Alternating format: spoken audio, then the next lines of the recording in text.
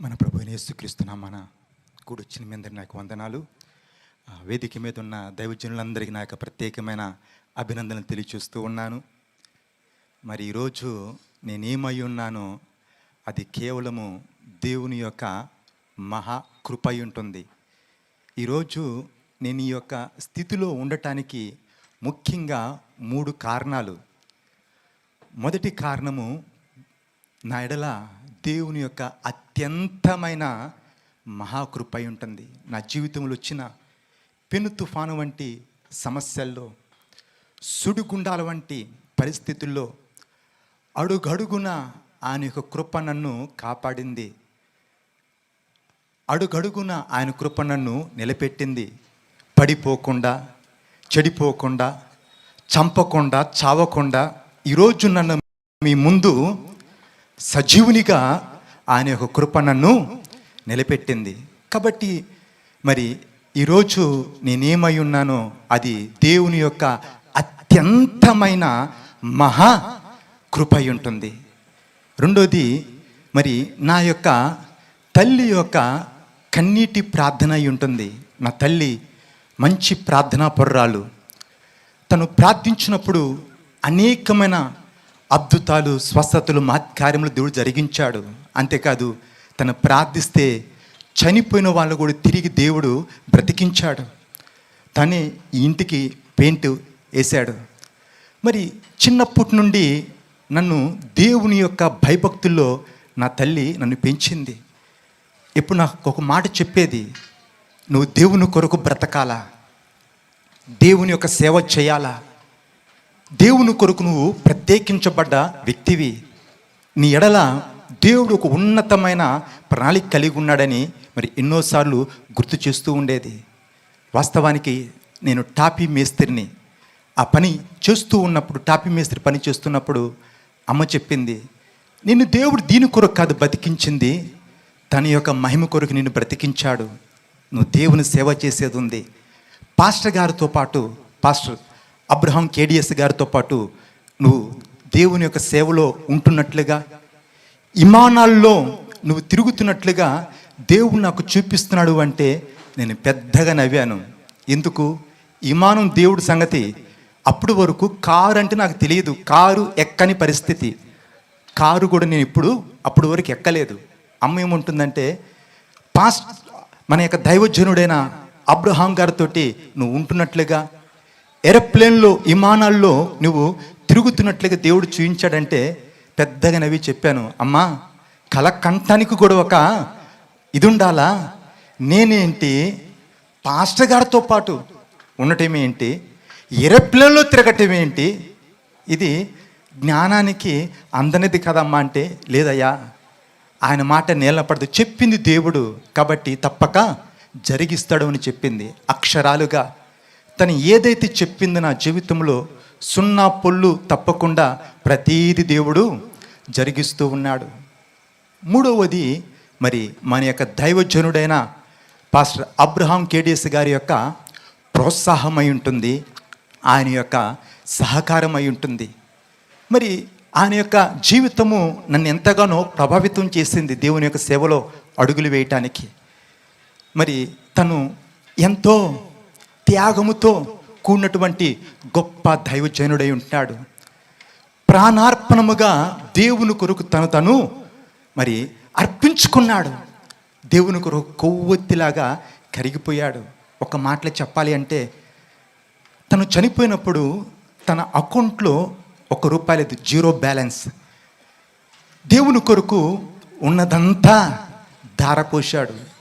తన ముగింపులో ఎక్కువ చెప్పిన ప్రసంగాలు ఏంటి అంటే, ఆ ఒడ్డుకేసుకోండి, ఈ లోకం మనకి శాశ్వతమైనది కాదు, కలిగిన దాన్ని ప్రతి దాన్ని లూజుగా పట్టుకోండి, దేన్ని గట్టుగా పట్టుకోబాకండి, ఏ క్షణమైన రాకడికి సిద్ధపడండి, బ్రతికిన 3 నాళ్ళైనా దేవుని స్థితికి తగినట్లుగా బ్రతకండి అని మరి బోధిస్తూ వచ్చాడు.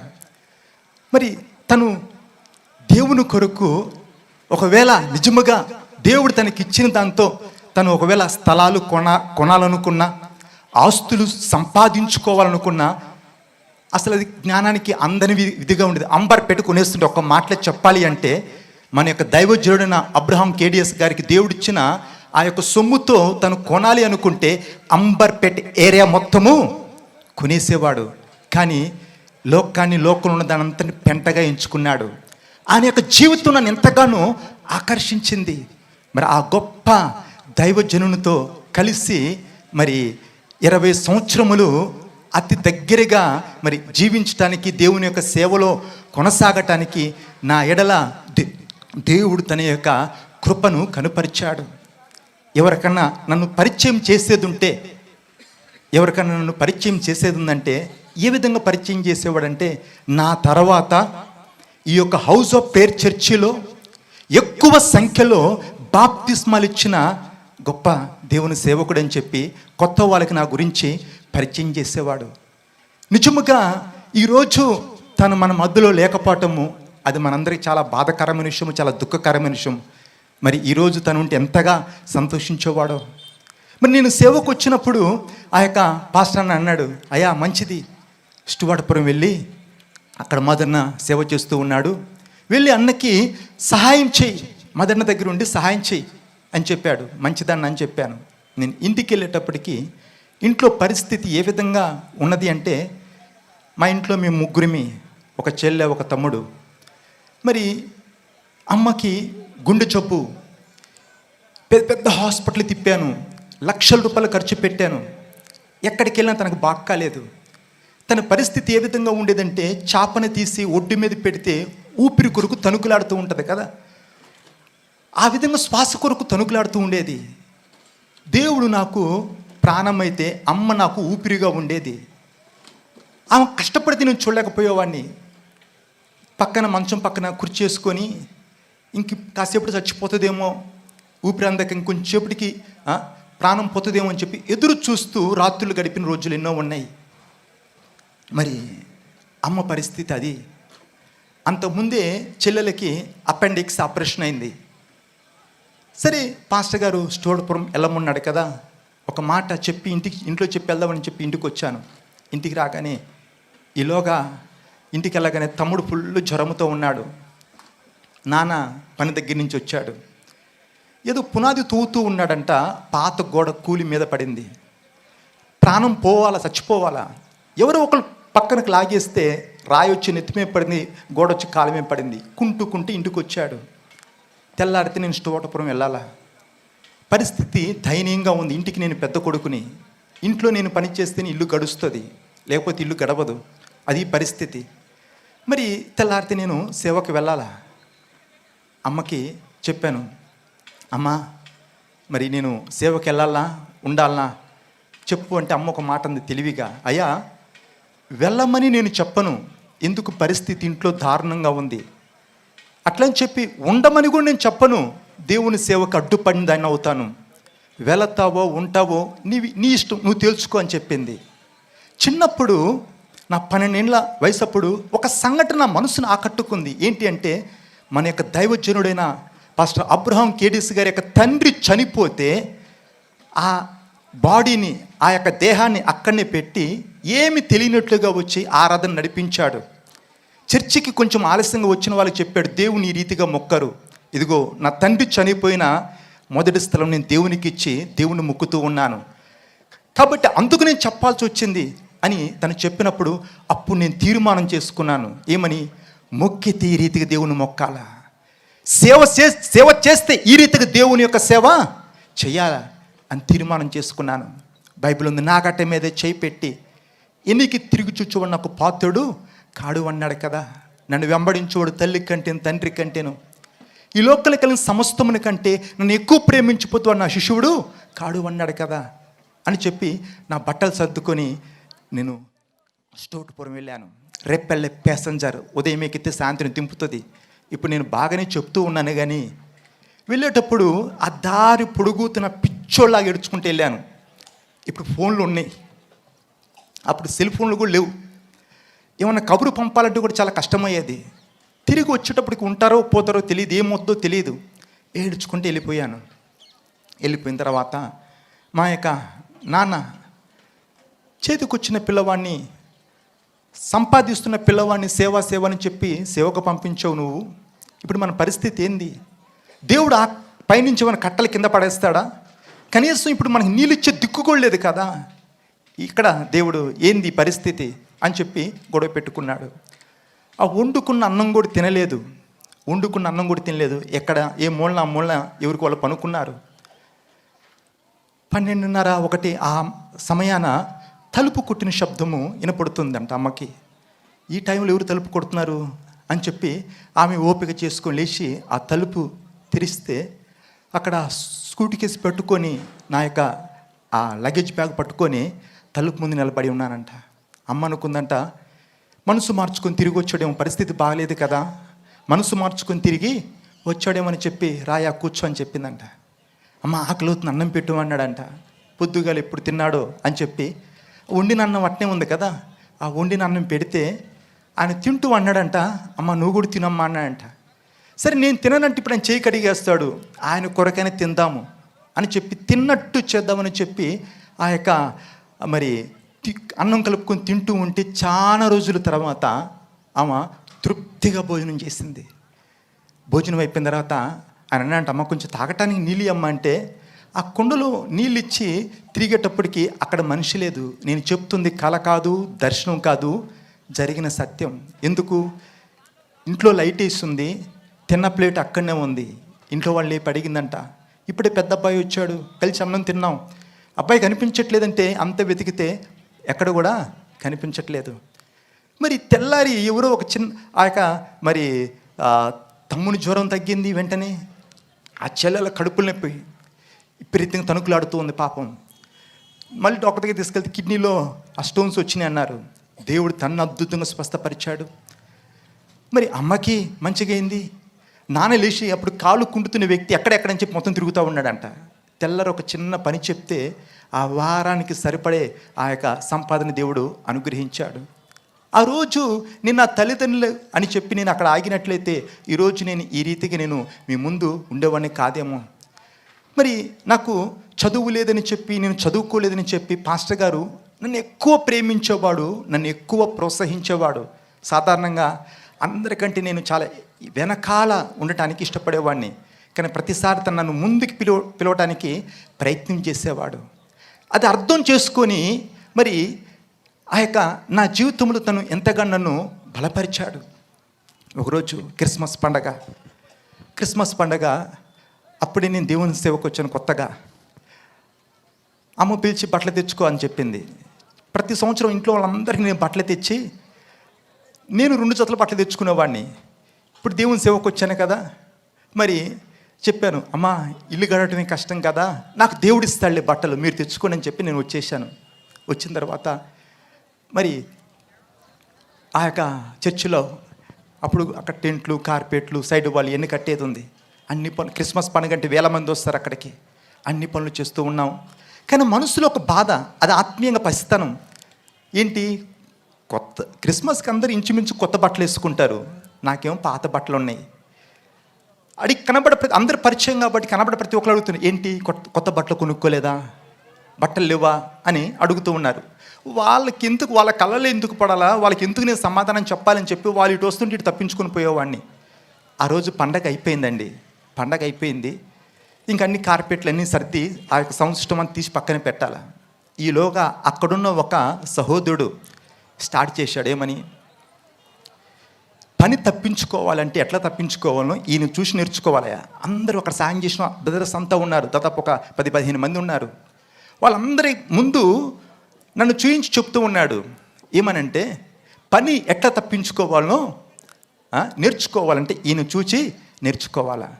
నువ్వు సేవకు పనికి రావాయా, నువ్వు ఇక్కడ తిండికి వచ్చావు, తిండికే నువ్వు పనికి వస్తావు కానీ సేవకి పనికిరావన్నాడు.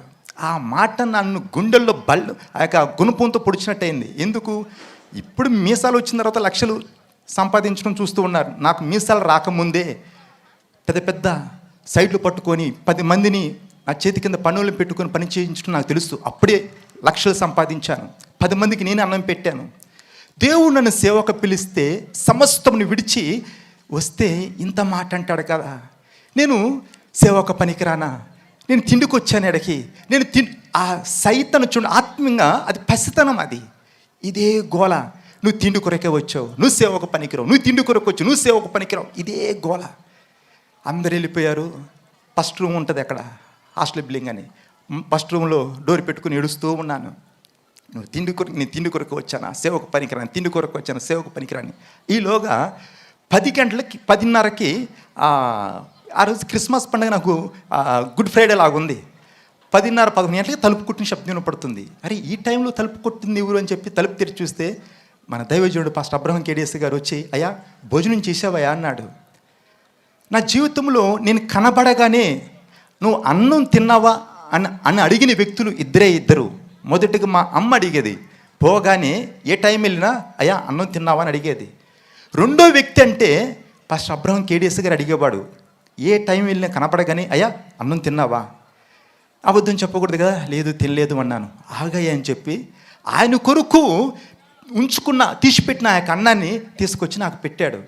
అన్నం పక్కన పెట్టాను, మరలా ఏడుస్తూ కూర్చున్నాను. మళ్ళీ తలుపు కొట్టారు. ఎవరా నాయన మళ్ళీ తలుపు అని చెప్పి తలుపు తెరిచి చూస్తే అయ్యా పెరుగు చట్నీయా అన్నాడు. అవసరం లేదు, అంత పెద్ద సేవకుడు నా కొరకు అవి పట్టుకొని పైకి ఎక్కి రావడానికి అవసరం లేదు. ఆ పెరుగు చట్నీ తీసుకుని పక్కన పెట్టాను. మరలా ఏడుస్తూ ఉన్నాను. మరలా తలుపు కొట్టారు.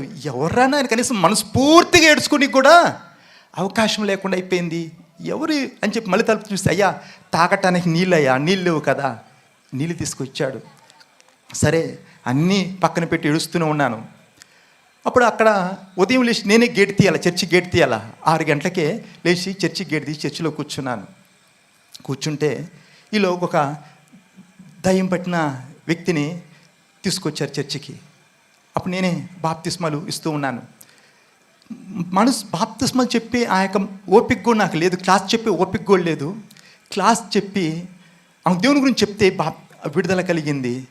బాప్తిస్మం ఇస్తూ ఉంటే దేవుడు తన ఆత్మతో నింపి నేల మీద తెలిపోవటం అయింది. ఆ నేలల్లోని దేవుడు అద్భుతాలు చేయటం, వాళ్ళు కళ్ళు తెరిచి పరలోకపు దర్శనంలో చూడటము ఆరంభించబడింది. ఆ ఒక్కరోజు 7 సార్లు బాప్తిస్మాలు జరిగినాయి ఒకే రోజు. నాకు తెలిసి అక్కడ అది మొదటిసారి అనుకుంటాను ఆ రీతిగా. ఆ తర్వాత మళ్ళీ ఇంకెప్పుడు అట్లా జరిగినట్టు నేను ఎప్పుడు వినలేదు, చూడలేదు. ఒక్క రోజులో 7 సార్లు వేరుగా వచ్చి బాప్తిస్మం తీసుకున్నారు. ఇంచుమించు మరి 50 మంది ఆ రోజు బాప్తిస్మాలు తీసుకున్నారు. ఇంక చివరి బాప్తిస్మం కూడా నాకు ఓపిక లేదు. అప్పుడు దేవుడు నాతో మాట్లాడు, వాడుకునేది వాళ్ళు కాదు, నిన్ను వాడుకునేది నేను అని చెప్పి దేవుడు నాతో మాట్లాడాడు. మరొక సందర్భంలో నాన్న నా దగ్గరకు వచ్చాడు. వచ్చి చినిగిపోయిన షర్టుతో వచ్చాడు. వచ్చి నాకు షర్ట్ లేదు, నీ బట్టలు ఏమన్నా ఉంటే ఈ నాకంటే, నా దగ్గర ఉంది 3 షర్ట్లు, ఒంటి మీద ఒక షర్ట్ ఉంటే ఇంట్లో వేసుకోకుండా 2 షర్ట్లు ఉండేవి. సరే అడిగాడు కదని చెప్పి నా బట్టలన్నీ నా దగ్గర ఉన్న ఇచ్చేసాను. తర్వాత స్నానం చేసుకుని వేసుకోవడం నా దగ్గరికి షర్ట్ లేదు. అది ఎవ్వరికి తెలియదు. అది ఇప్పటికీ మా నాన్నకు కూడా తెలియదు, ఎవ్వరికి తెలియదు. స్నానం చేసుకుంటే షర్టు మార్చుకోవాలా, లేదు. గంట గడవలేదు, నాన్న వచ్చాడు, నా బట్టలు ఆయనకి ఇచ్చాను, వెళ్ళిపోయాడు. గంట గడవలేదు, పాస్టర్ని పిలిచాడు. అయ్యా టేబు తెచ్చుకోయా అన్నాడు. టేబు అంటే కొన్నిసార్లు చినిగిపోయిన డబ్బులు అంటించడానికి ఆ టేబు అంటిస్తూ ఉంటారు. ఆ టేబు అని చెప్పి నేను ఆ టేబు తీసుకెళ్తే, ఈ టేబు కదా బట్టలో కొలుస్తారు చూడు, ఆ టేబు తీసుకొని రాయా అన్నాడు. దేనికరికని తీసుకెళ్తే అప్పుడే కేరళలో మీటింగ్స్ అవుతూ ఉన్నాయి. మీటింగ్స్ కొరకు లెనిన్ షర్ట్స్ పాస్టర్ గారు ఒక 5 జతలు తీసుకున్నాడు. ఎందుకో నాకు తెలియదు కానయ్యా, ఈ బట్టలు నీకు ఇవ్వమంటున్నాడు దేవుడు అని చెప్పి తన యొక్క కొత్త బట్టలు నాకు ఇవ్వటము జరిగింది. మరి ఇంత సన్నిహితంగా ఉన్న ఆ పరిస్థితిలో ఒక్కసారిగా పాస్టర్ గారు మహిమలో చేర్చబడితే తట్టుకోవటం చాలా కష్టమైంది. ఇంకా అందరికీ తెలిసిన విషయాలు కొత్తగా చెప్పాల్సిన అవసరం లేదు. పాస్టర్ గారు చనిపోయారన్న ఆ బాధ కంటే కూడా ఆయన త్యాగముతో ఆరంభించబడ్డటువంటి ఈ గొప్ప పరిచర్య ఏమైపోతుందో కదన్నా, ఆ భయము బాధ ప్రజల్లో ఎక్కువైపోయింది. ఏ వైపు ఏ వార్త వినాలనో, ఎప్పుడు ఏం జరుగుతుందో తెలియనటువంటి పరిస్థితి. ప్రార్థించాను, ప్రభా ఈ పరిస్థితి ఏంటి అని ప్రార్థించినప్పుడు దేవుడు నాతో స్పష్టంగా మాట్లాడేది. మైక్లో పబ్లిక్గా చెప్పినేదో కొంతమంది చెప్తూ ఉంటారు, అది జరిగిన తర్వాత నేను ముందే చెప్పాను అంటాడు. జరిగిన తర్వాత ముందు చెప్పడం నాకు ముందే తెలుసు ఇట్లా జరుగుద్దని చెప్తారు. జరిగిన తర్వాత నాకు ముందే తెలుసు, నేను ముందే అనుకున్నాను ఎట్లా జరుగుద్దని. కానీ ఓపెన్గా చర్చిలో పబ్లిక్గా మైక్లో చెప్పాను, దేవుడు చెప్తున్నాడు ఏమనంటే మన యొక్క సంఘానికి గొప్ప ఖ్యాతి, మంచి పేరు దేవుడు ఇవ్వబోతున్నాడు. మన సంఘాన్ని సేవను దేవుడు వెల్లడపరచుకోబోతున్నాడని మైక్లో చెప్పాను. మరి గడిచిన 30 సంవత్సరములతో పోల్చుకుంటే గడిచిన సంవత్సరము మానవ జ్ఞానానికి అందని కార్యాలు దేవుడు జరిగించాడు. ఒక్క మారుమూల గ్రామం బట్లూరు అనుకుంటాను, ఆయనకు ఒక టైటిల్ పెట్టారు, ఒక్క మగాడని. ఈరోజు రాగా నన్ను కలిశాడు. ఆ గ్రామములో మొదలైన ఆ యొక్క మీటింగ్స్ జిల్లాలు దాటి, రాష్ట్రాలు దాటి, దేశమంతా మీటింగ్స్ విస్తరించబడ్డాయి. వెళ్ళిన ప్రతి చోట, అడుగుపెట్టిన ప్రతి చోట దేవుడు వెల్లడిపరుచుకోవటం మొదలుపెట్టాడు. నిలబడ్డ ప్రతి చోట దేవుడు నామము మహిమపరచబడింది. మరి 30 ఏండ్లుగా సొంత స్థలము కొరకు మనం ప్రార్థిస్తూ ఉన్నాం, సొంత మందిరము దేవుడు అనుగ్రహించాలని. కానీ పోయిన ఆ సంవత్సరంలో మరి మూర్తన్న ఆ యొక్క ఆధ్వర్యములో అంటారు కదా, గుడ్డు వచ్చేయాలా బిడ్డ వచ్చేయాలా వేళ విశేషం అంటారు కదా. మూర్తన్న పేరు ప్రెసిడెంట్గా డిక్లేర్ అయిన తర్వాత మూర్తన్న యొక్క ఆధ్వర్యంలో మరి సత్యమని యొక్క ప్రోత్సాహముతో అద్భుతాలు, ఆశ్చర్యకార్యాలు దేవుడు జరిగించడము మొదలుపెట్టాడు. మరి 30 సంవత్సరాలుగా మనం ప్రార్థిస్తూ ఉన్నాం, ఎదురు చూస్తూ ఉన్నాం సొంత స్థలము కావాలి అని. పోయిన సంవత్సరము ఆ గతములో ఆరాధనకి వాడినటువంటి ఆ యొక్క స్థలాన్ని ఇంచుమించు 40 లక్షలు మనం ఆ భయాన్ని కట్టి అగ్రిమెంట్ చేసుకోవటము జరిగింది. అక్కడ భయంకరమైన విరోధం. ఎంత విరోధము అంటే అక్కడ ఒకరోజు మన మధ్యలో బాలకృష్ణ ఉన్నాడు, ఒక పెద్ద ట్రక్కు గేట్కి అడ్డం పెట్టారు. బాలకృష్ణ వెళ్ళి లోపల రావడానికి ఇబ్బంది అవుతుంది, ఆ ట్రక్కును కొంచెం ముందుకి జరపండి అంటే బాలకృష్ణతో గొడవ పడుతూ ఉన్నాడు. ఈలోగా నేను వచ్చాను. ఎందుకు గొడవ పడతారయ్యా? ఆయన ఏమన్నాడు, గేటుకి అడ్డంగా ఉంది, కొంచెం ముందుకు పెట్టుకో, మనుషులు లోపలికి రానికి అడ్డుగా ఉంది కదా, కొంచెం లోపల పెట్టుకో అంటే వాడు తెలివికి ఏం చేశాడు అంటే ఆ ట్రక్ లోపలికి పెట్టి పోయి బస్తీలో ఉన్న వాళ్ళందరినీ గుంపు చేసుకుని వచ్చాడు మన మీదకి కొట్లాటకి. మరి ఆ అరుపులు కేకలకి పాస్టర్న తలుపు తీసుకుని బయటకు వచ్చాడు. ఒకడు ఇంత పెద్ద గనేటు తీసుకొని అన్న మీద వేయాలని చెప్పి ఒక ఊపు మీద వస్తూ ఉంటే నేను గమనించి వెళ్ళి ఆ గనేటు నెట్టేస్తే ఆ గనేటు గేటు మీద పడింది. ఈలోగా ఒకడు దన్న ముఖమే కొట్టాడు. నాకు కొట్టడం తెలుసు కానీ కొట్టించుకోవడం తెలియదు. వాడిని కొడదామని చెప్పి ఒక చెయ్యి అట్లా పట్టుకోగానే పాస్టర్ ఇంకొచ్చి నా చేయి పట్టుకొని వదిలిపెట్టేయ, లోపల రా అన్నాడు. లోపలికి వచ్చేయ అన్నాడు. మరి అంత విరోధం ఆ చోట, అంత విరోధాన్ని వేళ్లతో సహా దేవుడు పెక్కలింపచేయటం మొదలుపెట్టాడు. మరి పాస్టర్ గారి బర్త్డేకి వాళ్ళందరూ వచ్చి మన దగ్గర భోజనం చేశారు. వాళ్ళ ఫంక్షన్లకి మనల్ని పిలుస్తూ ఉన్నారు. మనం అన్నదమ్ముల్లాగా కలిసి మెలుస్తుందామని చెప్పి చెప్తూ ఉన్నారు. మరి పౌలు భక్తులు ఒక సంఘం గురించి మరొక సంఘానికి సాక్ష్యం ఇస్తూ ఉంటాడు. ఏమనంటే వాళ్ళు నిరుపేదలైనను వారి యొక్క సామర్థ్యత కొలదే కాక సామర్థ్యతకు మించి దేవునికి ఇచ్చారు అని ఒక సంఘం గురించి మరొక సంఘం గురించి సాక్ష్యం ఇస్తూ ఉంటాడు. మరి ఈ యొక్క మిర్యాల కూడా ఈ యొక్క హౌస్ ఆఫ్ ప్రేయర్ ఈ యొక్క బ్రాంచ్ చర్చి గురించి నేను ఆ విధంగా చెప్పగలను. దేవుడు మంచి సంఘాన్ని దేవుడు ఈ చోట మనకి నాది అనను, మనది అంటాను. మనకి ఈ చోట ఒక మంచి సంఘాన్ని ఇచ్చాడు. ఈ స్థలాన్ని మనం కొనాలి అంటే అప్పటికి చాలామంది సేవ ఇక్కడ స్టార్ట్ అయ్యి 7 ఏళ్ళు అనుకుంటున్నారు. సేవ స్టార్ట్ అయ్యి 7 ఏళ్ళు కాదు, ఇంచుమించు 20 ఏళ్ళు అయిపోయింది. ఈ 20 ఏళ్ళు ఎట్లా గడిచినాయి అంటే ఇజ్రాయేల్ అరణ్యంలో ఆ మేఘం కదిలినప్పుడు వాళ్ళు కదిలారు, మేఘం ఆగినప్పుడు వాళ్ళు ఆగారు. ఆ విధంగా ఒక స్థలం వదిలిపెట్టి ఒక స్థలం వదిలిపెట్టి ఒక స్థలాన్ని మేము మారుతూ వచ్చాం.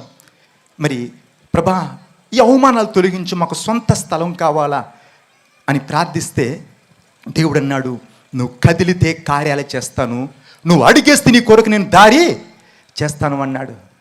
మొదటిగా మేము చిన్న స్థలం 2 కుంటల స్థలం చూసాం. 2 కుంటలు అంటే 243 గజాలు. అని అన్నాడు 2 కుంటల స్థలం ఇంతకంటే అన్నాను, అంత కొనే స్తోమత మాకు లేదయ్యా, దీంట్లో సగమి 120 గజాలి అంత కొనే స్తోమత మాకు లేదు అంటే ఆ నవ్వి అన్నాడు, కొంటే మొత్తం తీసుకోండి, లేకపోతే కాదు అన్నాడు. ఒక్క కుంట స్థలం కొంటే ఒక అద్భుతం, అది విశ్వాసంతో. అట్లాంటి పరిస్థితిలో మరి 5 కుంటల స్థలాన్ని తీసుకోవడానికి దేవుడు కృప చూపాడు. ఏ విధంగా మనం బైబిల్లో చదువుతాం, అపోస్తుల యొక్క పాదముల దగ్గర వారి యొక్క ధనం తీసుకొచ్చి పెట్టారంట. ఆడవాళ్ళు వాళ్ళ మెళ్ళ ఉన్న బంగారం తీసి దేవుని కొరకని ఇచ్చాడు. మగవాళ్ళు నడుపుతున్న బైకులు అమ్మి దేవుని కొరకని ఇచ్చారు. ఎంత మంచి సంఘం అంటే, పోయిన క్రిస్మస్కి ఇక్కడనే పెద్ద రౌండ్ టెంట్లు వేసి బయట ఆరాధన పెట్టాం. అందరూ వచ్చారు. క్రిస్మస్ ఆరాధనలు చెప్పినేమని, దేవుడు సింహాసనాన్ని విడిచి భూమి మీదకి దిగివచ్చాడు, మన కొరకు తన ప్రాణం ఇచ్చాడు. తన యొక్క ప్రేమలో త్యాగం ఉంది, తన ప్రేమలో సమర్పణ ఉంది. దేవుని కొరకు నువ్వు ఏమి ఇచ్చావు, దేవుని కొరకు నువ్వు ఏమి వదులుకున్నావు ఆలోచించంటే, ఒక సహోదరుడు లేచి అన్న 2 నిమిషాలు మాట్లాడొచ్చా అన్నాడు. చెప్పండి, మాట్లాడండి అన్నాను. ఆ సహోదరుడు మైకి తీసుకొని చెప్తూ ఉన్నాడు, అన్న ఈ సంవత్సరం క్రిస్మస్ టెంట్లో జరిగింది కదా, వచ్చే సంవత్సరము చర్చిలో, హల్లెలూయా, అందరు ఇక్కడే ఉన్నారా, వచ్చే సంవత్సరము చర్చిలో మనం క్రిస్మస్ చేసుకుందామన్నా, చర్చి నేను కట్టిస్తానని చెప్పడం జరిగింది మైక్లో పబ్లిక్గా. మరి ఆ ఎదురు ఉన్న పని ఎట్లా జరిగింది? రూపాయి లేదు. దేవుని మాట ఆధారం చేసుకుని పని మొదలు పెడితే ఆడవాళ్ళు వండుతూ ఉంటే మగవాళ్ళు రాత్రింబొగుళ్ళు కష్టపడి పని చేస్తూ ఉన్నారు.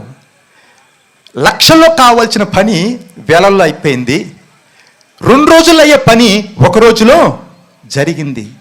అలు పెరగని యోధులుగా, క్రీస్తు యొక్క మంచి సైనికులుగా ఇక్కడున్న వాళ్ళు రాత్రింబొగుళ్ళు ప్రయాసపడ్డారు.